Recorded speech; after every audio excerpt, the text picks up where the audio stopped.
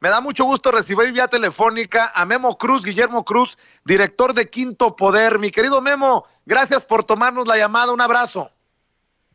Vicente, muchísimas gracias. Al contrario, te agradezco una vez más el espacio. Un abrazo. Oye, Memo, a ver, la gente necesita claridad. Y si bien es cierto, creo que no hay nadie que pueda decir que Manuel Bartlett es pulcro, casi angelical.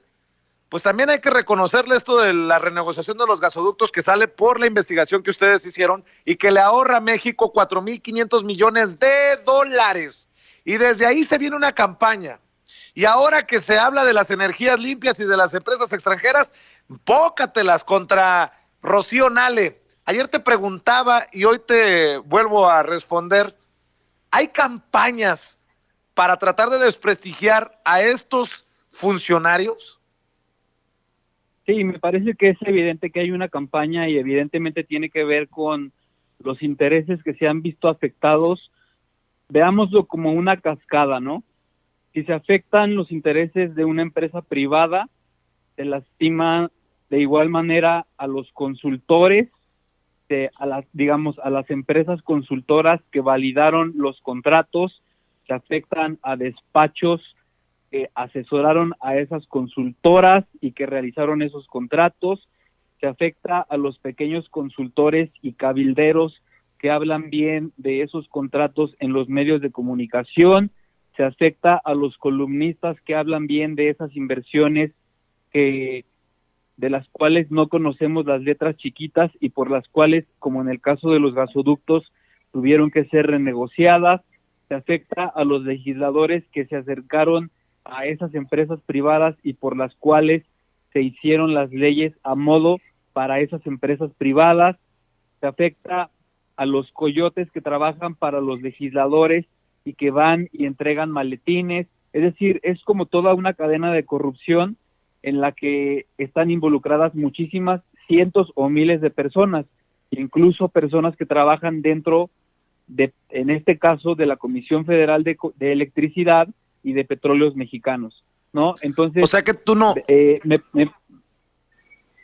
tú no crees en la gran capacidad periodística, nótese mi sarcasmo, de Loret de Mola para despuesito del golpazo ese de los 4,500 millones de dólares a las empresas que destapó las casas de Bartlett y que después de este acuerdo sobre las energías limpias que afecta a las empresas extranjeras se vengan sobre Rocío Nale con notas de 8 columnas por presunto nepotismo? ¿Tú no crees en esa capacidad y en esa coincidencia periodística, no? Por supuesto que no. A ver, hay que hacer una recapitulación de la historia de Carlos Loret y vamos a ser honestos. ¿Cuántos golpes periodísticos reales ha dado Carlos Loret en su historia como reportero? Ninguno. Todos han sido exclusivas que le regalaban los gobiernos en turno y esas exclusivas eran entrar a la casa en la que estuvo el Chapo, el montaje aquel de García Luna. Esos eran, digamos, sus golpes periodísticos, o aquel documental que hizo de Elbester Gordillo, que yo ahora analizando cómo desde mi punto de vista tiene una cierta cercanía con Claudio X González, y Claudio X González es impulsor de una ONG que se llama Mexicanos Primero. Creo que desde entonces tenía un vínculo al publicar aquel documental de Panzazo, ¿no? Entonces me parece que hay que evaluar muy bien cuál es el historial de Loret. Coincidentemente, después de esta renegociación de los gasoductos, sale Loret a publicar lo de las casas de Bartlett. Hay que ser muy, muy conscientes de que la pareja de Bartlett es integrante de una familia de muchísimo dinero en Puebla, ¿sí?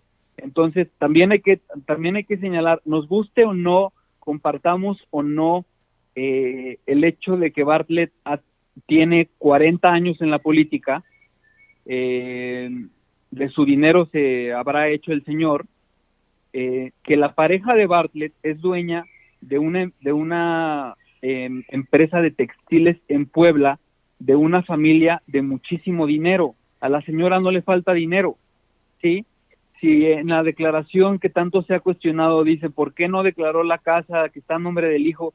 Caray, tienen dinero para echar a montones desde hace años y por generaciones, ¿no? Ya entrar en el terreno de lo privado, me parece que distorsiona y sesga la información que Loret vendió como una exclusiva. Ahora bien,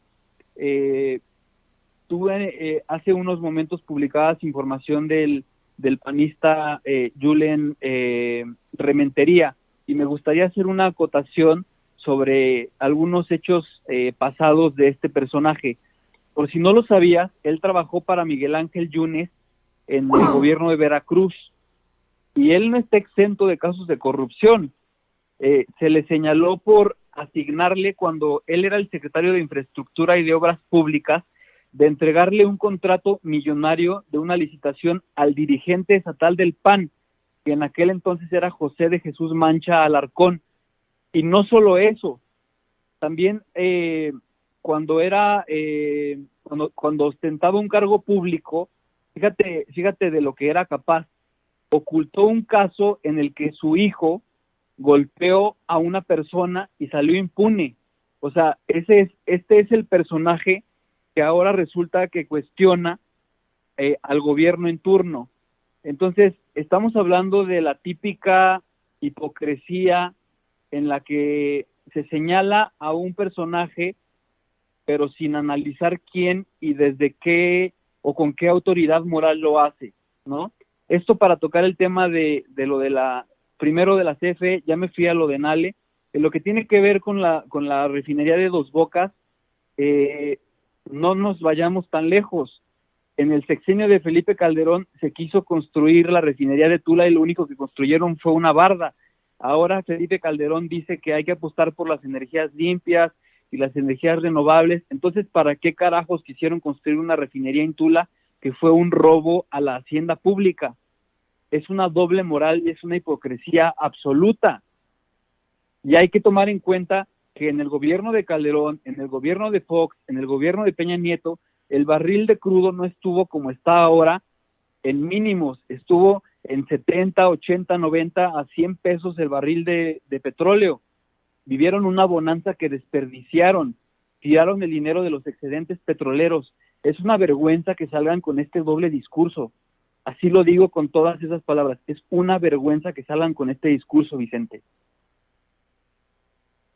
Memo, te saludo con mucho gusto. Te saluda Antonio Ruiz. ¿Ya regresó Vicente? Bueno.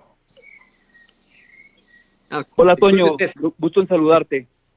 Creo que ya estamos con Vicente de vuelta. Vicente, adelante. Gracias, mi querido Toño. A ver, quiero que nos cuentes de estos remanentes. Me imagino que también en Pemex, que siguen cuidando los intereses de un Lozoya Austin, solo por mencionar a alguien, y en la Comisión Federal de Electricidad, personajes que siguen protegiendo a los Ochoa Reza y a todos los que estuvieron involucrados en la reforma energética. Y por eso no podemos decir que están limpias de corruptos, que todavía hay basurita de pasadas administraciones, y solo tal vez, por eso el golpeteo contra Manuel Bartlett y contra Rocío Nale, ¿no, Memo? Sí, mira, Vicente, en el caso de la CFE, que es el que tengo documentado, es prácticamente imposible que, mira, la CFE tiene entre 40 y 50 mil empleados, ¿no? Es imposible que de la noche a la mañana la nueva administración limpie por completo a todos los mandos medios o intermedios que estuvieron involucrados en la gestación de todos estos contratos leoninos. Yo te puedo mencionar, por ejemplo, que Germán Guerrero Escamilla, quien fue gerente de operaciones de gas, ya no ocupa ese puesto que ocupaba en la CFE, pero ahora está en un puesto en el sureste bajo el amparo de Carlos Morales Mar, el director corporativo de operaciones. Y la misma situación ocurre con Juan Carlos Fregoso Serrano, que es ahora el asesor técnico de la empresa productiva subsidiaria número 6 en Veracruz. Esta persona, Juan Carlos Fregoso Serrano, firmaba los casos fortuitos o de fuerza mayor, que en palabras llanas eran lo que permitía que por cualquier detalle los contratos se ampliaran, la duración de los contratos, aunque no existieran obras, y la CFE siguiera pagando y pagando y pagando de nuestros impuestos, a pesar de que los gasoductos no se construyeran. Estos personajes están bajo el amparo de Carlos Morales Mar, que es el segundo en el organigrama de la Comisión Federal de Electricidad.